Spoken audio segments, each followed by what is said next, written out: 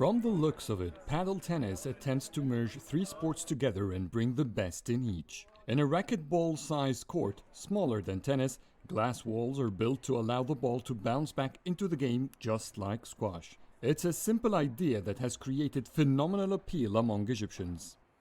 If you start playing paddle from the beginning, it will take you some time to know how to handle the racket and how to play with the players.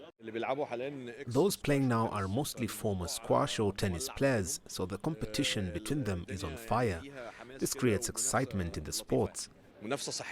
Moreover, paddle is only played in doubles, making the game much faster than any of the three sports it is derived from. And for players, it's physically much more endurable. With its tennis-based scoring rules, the sport is easy to learn and feels familiar to anyone, and that has made a huge number of people join. We started in Shorok Club with a small tournament. It started to grow. This is the 7th annual edition. So many people join the sport, they want more competitions, and the skills level is always growing. We have shortages in the number of pitches, because the number of people joining is much more than the number of courts created.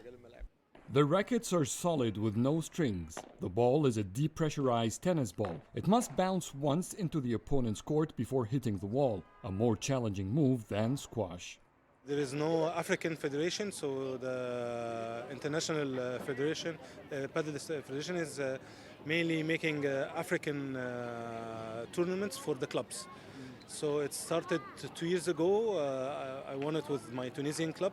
Paddle was introduced in Egypt in 2014 in only 2 venues in Cairo. Today the sport has expanded to almost all Egyptian cities. Because the demand is much higher than the available venues, each new sports facility creates at least 2 new paddle courts so as to attract new customers. The business is so lucrative, experts say it brings a 30% profit annually over the initial investment.